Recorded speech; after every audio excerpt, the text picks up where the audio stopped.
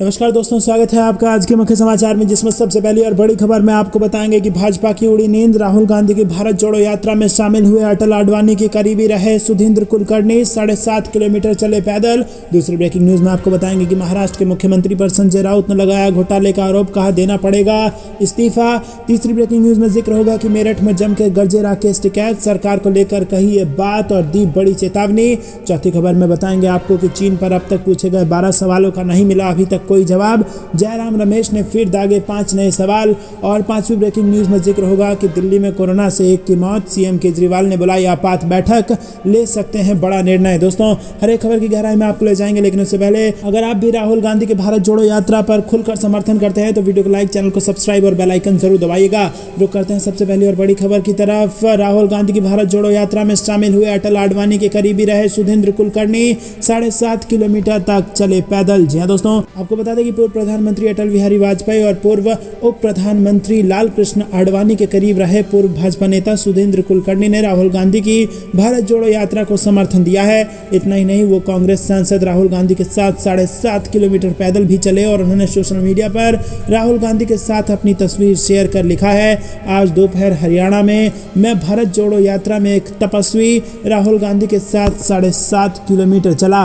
वहीं दोस्तों, पूर्व भाजपा विचारक सुधींद्र कुलकर्णी ने IIT बॉम्बे में पढ़ाई की है और उन्होंने पत्रकार के रूप में भी काम किया है और वो मुंबई से निकलने वाले टैबलॉइड ब्लिट्ज के संपादक का काम कर चुके हैं। रुक करते हैं अगली ब्रेकिंग न्यूज की तरफ। महाराष्ट्र से बड़ी खबर, मुख्यमंत्री पर संजय राउत ने लगाया घोटाले का आरोप, कहा देना पड़ेगा इस्तीफा। जी हाँ दोस्तों, महाराष्ट्र के मुख्यमंत्री एकनाथ शिंदे को लेकर उद्धव ठाकरे गुट के शिवसेना जबरदस्त तरीके से हमलावर रहते हैं। उद्धव ठाकरे के वरिष्ठ नेता और राज्यसभा सांसद संजय राउत ने महाराष्ट्र के मुख्यमंत्री एकनाथ शिंदे पर घोटाले का बड़ा आरोप लगा दिया है और इसको लेकर संजय राउत की ओर से एक प्रेस कॉन्फ्रेंस किया गया है। उन्होंने कहा कि महाराष्ट्र के मुख्यमंत्री के 110 करोड़ का भूमि घोटाला हम लोगों ने बाहर निकाला। उन्होंने कहा कि नागपुर इंप्रूवमेंट ट्रस्ट के जो 16 भूखंड गैरकानूनी तरीके से अपने बिल्डर्स को बेच दिया और जब ये पूरा मामला कोर्ट में गया तो कोर्ट ने भी कहा कि ये गैर कानूनी है और इसके साथ ही उन्होंने मुख्यमंत्री से इस्तीफा भी मांगा। सांसद संजय राउत ने कहा कि जब वो मुख्यमंत्री महाराष्ट्र में नगर विकास मंत्री थे तब उन्होंने ये घोटाला किया और मुख्यमंत्री बनने के बाद उस पर मोहर लगाई है। उन्होंने साफ कहा कि ये मुद्दा उठता रहेगा, हम चुप नहीं रहेंगे, मुख्यमंत्री को इस्तीफा देना पड़ेगा। और इससे पहले संजय राउत ने महाराष्ट्र और कर्नाटक के बीच सीमा विवाद पर बयान देते हुए कहा था कि जिस तरह चीन भारतीय क्षेत्र में घुसा उसी तरह वो भी इस पड़ोसी दक्षिण राज्य में घुस जाएंगे। रुक करते हैं अगली ब्रेकिंग न्यूज की तरफ। मेरठ में जमकर गरजे राकेश टिकैत, सरकार को लेकर कही यह बात और दी बड़ी चेतावनी। जी हाँ दोस्तों, आपको बता दें कि मेरठ में जाने खुर्द पहुंचे चौधरी राकेश टिकैत ने कहा कि मौजूदा सरकार किए गए वादों पर ध्यान नहीं दे रही है और उन्होंने कहा कि अगर वादों को पूरा नहीं किया गया तो जल्द ही एक आंदोलन किया जाएगा। टिकैत ने कहा कि किसानों को आंदोलन के लिए तैयार रहना चाहिए। बताया गया कि भारतीय किसान यूनियन के राष्ट्रीय प्रवक्ता चौधरी राकेश टिकैत गुरुवार को गांव गेझा में महापंचायत को संबोधित करने पहुंचे थे और इसी दौरान उन्होंने ये बातें कही। गांव गेझा में गुरुवार को भारतीय किसान यूनियन ने पूर्व प्रधानमंत्री चौधरी चरण सिंह के जन्म दिवस पर एक महापंचायत का आयोजन किया। महापंचायत को संबोधित करते हुए यूनियन के राष्ट्रीय प्रवक्ता चौधरी राकेश टिकैत ने कहा कि पूर्व प्रधानमंत्री चौधरी चरण सिंह ने किसानों और मजदूर की लड़ाई में पूरा जन्म लगा दिया और आज किसान यूनियन भी चौधरी चरण सिंह के बताए गए रास्तों पर चलकर किसानों की लड़ाई को आगे बढ़ा रहा है। रुक करते हैं अगली ब्रेकिंग न्यूज की तरफ। चीन पर अब तक पूछे गए 12 सवाल का नहीं मिला अभी तक कोई जवाब, जयराम रमेश ने फिर दागे 5 नए सवाल। जी हाँ दोस्तों, चीन पर विपक्ष के सवालों से केंद्र की नरेंद्र मोदी सरकार लगातार बच रही है। संसद के अंदर और बाहर विपक्षी दल और खासतौर से कांग्रेस लगातार सरकार से इस मुद्दे पर चर्चा कराने और देश के सामने स्थिति साफ करने की मांग कर रही है। कांग्रेस मीडिया सेल प्रभारी जयराम रमेश बीते सप्ताह के दौरान अब तक सरकार से 12 सवाल पूछ चुके हैं, लेकिन किसी भी सवाल का जवाब सरकार ने नहीं दिया है। उन्होंने पहले 17 दिसंबर को सरकार से 7 सवाल पूछे थे और उनका जवाब नहीं मिला और इसके बाद 18 दिसंबर को फिर 5 सवाल पूछे और उनका भी कोई जवाब नहीं मिला। रुक करते हैं अगली ब्रेकिंग न्यूज की तरफ। दिल्ली में कोरोना से 1 की मौत, सीएम केजरीवाल ने बुलाई आपात बैठक, ले सकते हैं बड़ा निर्णय। जी हाँ दोस्तों, राष्ट्रीय राजधानी दिल्ली में बुधवार को कोरोना वायरस से एक मरीज की मौत के बाद मुख्यमंत्री अरविंद केजरीवाल एक्शन प्लान में जुट गए हैं। बता दें कि कई देश में कोविड मामलों में अचानक तेजी के बीच दिल्ली के मुख्यमंत्री अरविंद केजरीवाल ने बृहस्पतिवार को आपात बैठक बुलाई और इसमें स्वास्थ्य विभाग की तैयारियों की समीक्षा उन्होंने की और अधिकारियों से संबंधित विभागों और एजेंसियों के इंतजाम के बारे में उन्होंने जाना और आवश्यक निर्देश दिए। दिल्ली सरकार की स्थिति पर पूरी तरह से नजर है और बैठक में विस्तृत चर्चा हो रही थी। और दोस्तों, इस बैठक में बड़ा फैसला ले लिया गया। रुक करते हैं अगली ब्रेकिंग न्यूज की तरफ। मास्क के दिन आए, कर्नाटक मुंबई से दिल्ली एम्स तक एडवाइजरी कर दी गई जारी। जी हाँ दोस्तों, कोरोना वायरस को लेकर बढ़ती आशंका के बीच एक बार फिर से मास्क की वापसी हो गई है। कर्नाटक में स्वास्थ्य अधिकारी ने गुरुवार को कोविड सुरक्षा प्रोटोकॉल जारी किया है और इसमें मास्क लगाने को एक बार फिर से अनिवार्य कर दिया है। राज्य सरकार की एडवाइजरी के मुताबिक लोगों को कोविड-19 से बचने के लिए दिशा निर्देश का पालन करना चाहिए।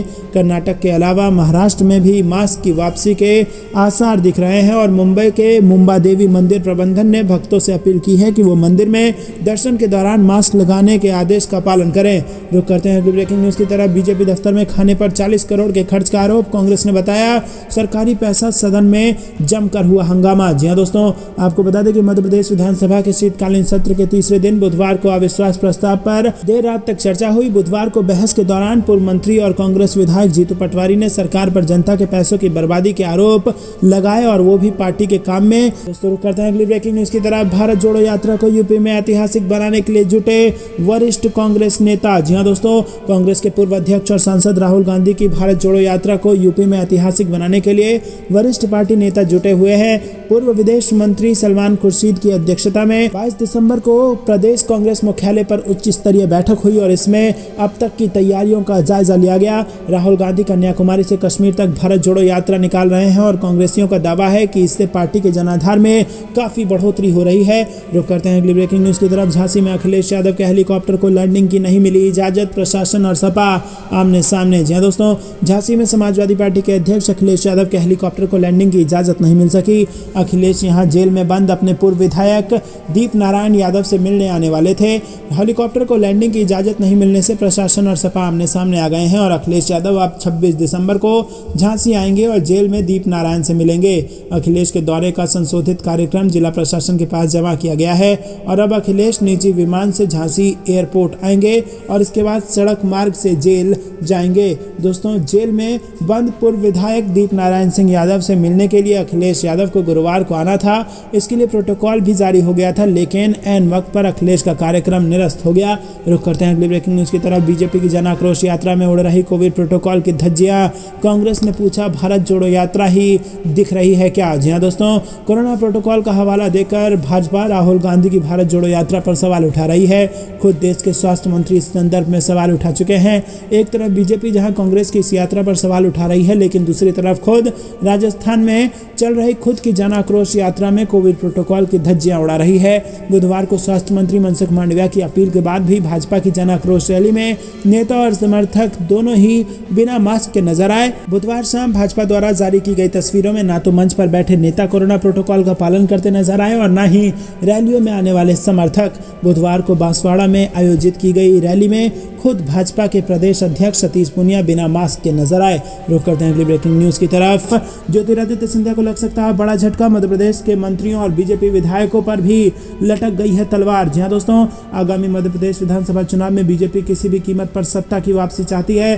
पार्टी को सत्ता में लाने के लिए गुजरात फार्मूले पर भी विचार किया जा रहा है और सूत्रों के मुताबिक गुजरात फार्मूला लागू होने पर 50 विधायकों और मंत्रियों का टिकट कट जाएगा और टिकट कटते ही भाजपा का सपना चकनाचूर हो जाएगा, क्योंकि एक बड़ी बगावत भाजपा का इंतजार कर रही है। जिस बगावत ने भाजपा का हिमाचल में बेड़ा गर्क कर दिया, सुपड़ा साफ करा दिया, वही बगावत इस वक्त मध्य प्रदेश में भी उसका इंतजार कर रही है अगर गुजरात का फार्मूला मध्य प्रदेश में लाया गया तो। और इसी बीच केंद्रीय मंत्री ज्योतिरादित्य सिंधिया के समर्थक विधायक और मंत्री भी शामिल हैं जो बागी हो सकते हैं। मध्य प्रदेश में विधानसभा चुनाव को 1 साल से भी कम का समय बचा है और बीजेपी सभी 230 सीटों पर मंथन कर रही है। रुक करते हैं अगली ब्रेकिंग न्यूज की तरफ। एमपी विधानसभा में अविश्वास प्रस्ताव पर भारी हंगामा, जीतू पटवारी के बयान पर भड़के मंत्री भदौड़िया। जी हाँ दोस्तों, मध्य प्रदेश विधानसभा के शीतकालीन सत्र का तीसरा दिन है और सदन में जोरदार हंगामा देखने को मिला, क्योंकि प्रदेश की शिवराज सरकार के खिलाफ अविश्वास प्रस्ताव पर चर्चा हो रही है। इस अविश्वास प्रस्ताव के दौरान पूर्व मंत्री जीतू पटवारी के सवाल पर ओपीएस भदौड़िया आग बबूला हो गए। वो जीतू पटवारी के पास दौड़े, लेकिन उन्हें बीच में ही मंत्री विश्वास सारंग ने बीच रास्ते में रोक दिया। आपको बता दें कि ओपीएस भदौड़िया के जीतू पटवारी के साथ किए गए इस आचरण पर संसदीय कार्य मंत्री नरोत्तम मिश्रा ने खेद जताया है। साथ ही ओपीएस भदौड़िया के व्यवहार को लेकर अध्यक्ष गिरीश गौतम ने इसको निंदनीय माना है। दोस्तों, आपको बता दें कि दरअसल अविश्वास प्रस्ताव के दौरान जीतू पटवारी के आरोप पर मंत्री ओपीएस भदौड़िया इतने आग बबूला हो गए कि वो जीतू पटवारी के पास दौड़ पड़े। हालांकि स्वास्थ्य मंत्री ने उन्हें रास्ते में ही रोक लिया। जीतू पटवारी ने आरोप लगाते हुए कहा कि इवेंट मैनेजमेंट में सरकार अरबों खर्च कर रही है। सरकार के 40 करोड़ से बीजेपी कार्यालय में कार्यकर्ताओं को भोजन कराया गया है। रुक करते हैं अगली ब्रेकिंग न्यूज की तरफ। सीएम बोम्मई के बयान पर संजय राउत का पलटवार, कहा हम भी कर्नाटक में घुस सकते हैं। जी हाँ दोस्तों, आपको बता दें कि महाराष्ट्र और कर्नाटक के बीच सीमा को लेकर जारी विवाद गहराता नजर आ रहा है। कर्नाटक विधानसभा में मुख्यमंत्री बसवराज बोम्मई ने साफ कहा है कि हम 1 इंच जमीन महाराष्ट्र को नहीं देंगे। कर्नाटक के मुख्यमंत्री की ओर से आए बयान पर अब शिवसेना के फायर ब्रांड नेता और राज्यसभा सांसद संजय राउत की प्रतिक्रिया सामने आई है। शिवसेना सांसद संजय राउत ने कर्नाटक के मुख्यमंत्री के बयान पर प्रतिक्रिया व्यक्त करते हुए कहा है कि वो वैसे तो हमारे देश की सरकार भी यही कहती है कि हम 1 इंच जमीन भी नहीं किसी को देंगे। और उन्होंने पड़ोसी देश का जिक्र किया और कहा कि जिस तरह चीन हमारे देश की सीमा में घुस आया था, हम भी कर्नाटक में घुस सकते हैं। रुक करते हैं अगली ब्रेकिंग न्यूज की तरफ। मोदी सरकार खुद जजों की नियुक्ति करना चाहती है, ऐसा हुआ तो यह आपदा होगी।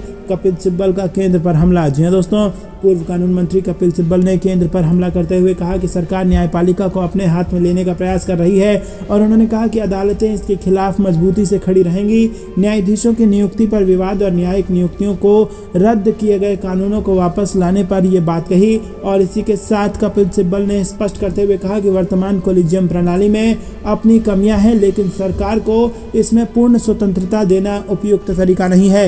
रुक करते हैं अगली ब्रेकिंग न्यूज की तरफ। सरकार की गलत नीतियों की वजह से टूट रहा है भारत, जयराम रमेश ने दिया यह बयान। जी हाँ दोस्तों, कांग्रेस के वरिष्ठ नेता जयराम रमेश ने कहा कि मोदी सरकार की नीयत और गलत नीतियों के कारण भारत टूटने की संभावनाएं बढ़ रही हैं। उन्होंने कहा कि देश में आर्थिक विषमताएं बढ़ रही हैं, महंगाई, बेरोजगारी, भ्रष्टाचार चरम पर है और हमारे दो का चलन बढ़ रहा है। देश को पूंजीपतियों के हाथों में सौंपा जा रहा है। उन्होंने कहा कि सामाजिक ध्रुवीकरण को प्रोत्साहन किया जा रहा है और लोगों को धर्म, भाषा, प्रांत और जाति के नाम पर बांटा जा रहा है। और कहा कि आरएसएस और भाजपा की विचारधारा हमेशा से ही विभाजनकारी रही है और सामाजिक ध्रुवीकरण को बढ़ावा देने के लिए चुनाव के लिए भाजपा द्वारा खास तरीके से रणनीति बनाई जा रही है। रुक करते हैं अगली ब्रेकिंग न्यूज की तरफ। तेजस्वी का आरोप, बिहार और बिहारियों का अपमान कर रही है बीजेपी।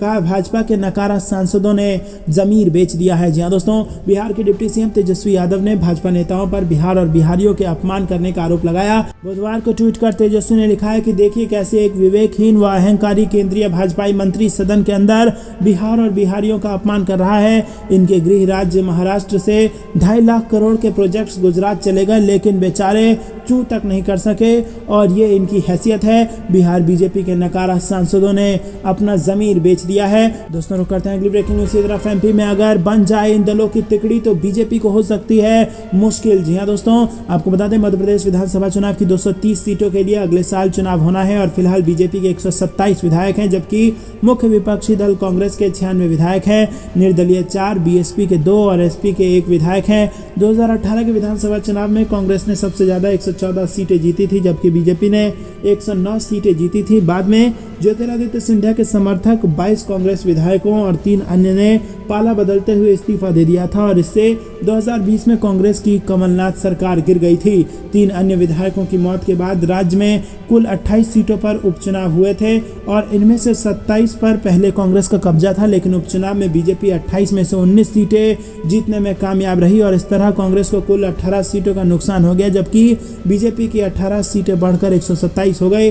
दोस्तों, आपको बता दें कि राजनीतिक दल 2023 के चुनाव के लिए 2024 के लोकसभा चुनाव को देखते हुए रणनीति बना रहे हैं और ऐसे में अगर बीजेपी विरोधी दल यानी कि कांग्रेस, सपा और बसपा एक साथ आ जाएं तो बीजेपी के लिए दोनों चुनावों में मुश्किल हो सकती है। और इस बीच आपको बता दें कि चुनावी आंकड़े और वोट परसेंट यहां पर भाजपा की नींद उड़ा रहे हैं। रुक करते हैं अगली ब्रेकिंग न्यूज की तरफ। संसद से सड़क तक फार्म में लौटी सोनिया गांधी और अब 12 दलों के साथ चीन पर खोल दिया मोर्चा। जी दोस्तों, कांग्रेस की पूर्व अध्यक्ष सोनिया गांधी इन दिनों संसद से लेकर सड़क तक एक्टिव दिख रही हैं और पिछले दिनों उन्होंने संसद से वॉकआउट कर लिया था और इसमें उन्हें 18 दलों के सांसदों का साथ मिला था। अब एक बार फिर से वो चीन के अतिक्रमण पर चर्चा की मांग को लेकर सड़कों पर उतरी हैं। उनकी मांग पर कांग्रेस समेत 12 दलों के सांसदों ने बुधवार को संसद के बाहर प्रदर्शन किया। रुक करते हैं अगली ब्रेकिंग न्यूज की तरफ। भारत जोड़ो यात्रा से घबरा गई मोदी सरकार, पहले पीएम को चिट्ठी लिखे स्वास्थ्य मंत्री अशोक गहलोत ने किया पलटवार। जी हां दोस्तों, आपको बता दें कि दुनिया भर में बढ़ते कोरोना मामले को देखते हुए भारत सरकार भी इसे लेकर कई तरह की तैयारियां कर रही है। और इसी बीच केंद्रीय स्वास्थ्य मंत्री ने कांग्रेस नेता राहुल गांधी को एक चिट्ठी लिखी है, जिसमें उन्होंने भारत जोड़ो यात्रा में कोरोना नियमों के पालन की बात कही है। और अब इस चिट्ठी को लेकर जमकर घमासान मचा है। कांग्रेस नेता सरकार पर आरोप लगा रहे हैं कि वो भारत जोड़ो यात्रा से परेशान हो गए हैं, इसीलिए अब कोरोना का बहाना बनाकर इसे खत्म करने की कोशिश की जा रही है। रुक करते हैं अगली ब्रेकिंग न्यूज की तरफ। चीन की घुसपैठ पर जवाब क्यों नहीं दे रही सरकार, सोनिया गांधी का सरकार से सवाल, कांग्रेस ने किया प्रदर्शन। जी हां दोस्तों, आपको बता दें कि अरुणाचल प्रदेश के तवांग में भारतीय व चीन की सेना के बीच पिछले दिनों हुए टकराव पर कांग्रेस नेता सोनिया गांधी ने चिंता जताई और पार्टी संसदीय दल की बैठक के बाद उन्होंने कांग्रेस व अन्य विपक्षी दलों के नेताओं के संसद परिसर में राष्ट्रपिता महात्मा गांधी की प्रतिमा के समक्ष प्रदर्शन किया। रुक करते हैं अगली ब्रेकिंग न्यूज की तरफ। हरियाणा में चल रहा है भारत जोड़ो यात्रा को मिला अच्छा समर्थन, भूपेंद्र हुड्डा बोले आज महंगाई और बेरोजगारी नंबर 1 पर है प्रदेश। जी हां दोस्तों, कांग्रेस की भारत जोड़ो यात्रा हरियाणा में प्रवेश कर गई है और यात्रा राजस्थान से हरियाणा पहुंची। हरियाणा के पूर्व मुख्यमंत्री भूपेंद्र सिंह हुड्डा, वरिष्ठ नेता रणदीप सिंह सुरजेवाला, दीपेंद्र सिंह हुड्डा, पार्टी के प्रदेश अध्यक्ष उदय भान सहित अन्य वरिष्ठ नेताओं ने यात्रा का राज्य में स्वागत किया। कांग्रेस नेता भूपेंद्र सिंह हुड्डा ने कहा कि हरियाणा में भारत जोड़ो यात्रा को अच्छा समर्थन मिल रहा है और पहले हरियाणा प्रति व्यक्ति आय और निवेश में नंबर 1 पर था और आज महंगाई और बेरोजगारी पर नंबर 1 पर है और कानून व्यवस्था की स्थिति खराब है। ऐसा लगता है कि सरकार ही हरियाणा में नहीं है। रुक करते हैं अगली ब्रेकिंग न्यूज की तरफ। देर रात सड़कों पर निकले तेजस्वी यादव, रैन बसेरों का लिया जायजा। जी हां दोस्तों, देश के कई जगहों पर ठंड बढ़ने लगी है। बढ़ती ठंड को देखते हुए उप मुख्यमंत्री तेजस्वी यादव मंगलवार की देर रात अचानक पटना की सड़कों पर निकल गए और रैन बसेरों में पहुंचकर जायजा लिया और इस दौरान ठंड की रात में सड़क किनारे खुले आसमान के नीचे सोए रहे लोगों से मुलाकात की और उन्हें कंबल बांटी गई। रुक करते हैं अगली ब्रेकिंग न्यूज की तरफ। शराबबंदी पर उठ रहे सवालों के बीच नीतीश सरकार सख्त, लापरवाही पर सीधे डीएम और एसपी नपेंगे। जी हां दोस्तों, आपको बता दें कि बिहार में शराबबंदी पर उठ रहे सवालों के बीच नीतीश सरकार सख्त हो गई है।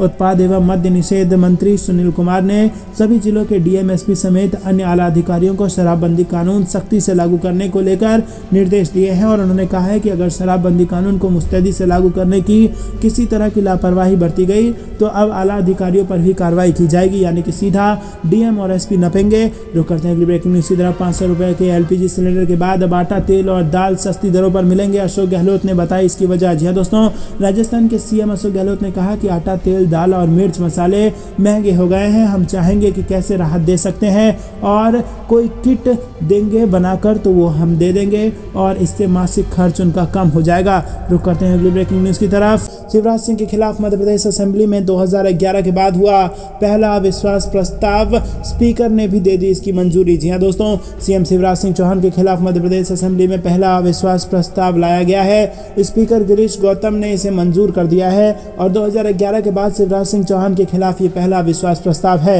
ये कांग्रेस लेकर आई है और बुधवार को इस पर चर्चा होगी।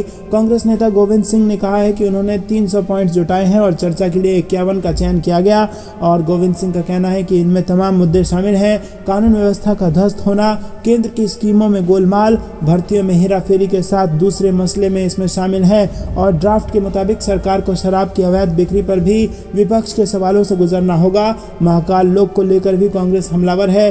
पार्टी का कहना है कि इसमें बड़े पैमाने पर घपला किया जा रहा है। सरकार को इस मसले पर जवाब देना ही होगा। दूसरे जो मुद्दे ड्राफ्ट में शामिल हैं उनमें विपक्ष के नेताओं से सौताला व्यवहार, आदिवासियों पर अत्याचार के साथ काउ शेल्टर की दयनीय हालत भी शामिल है।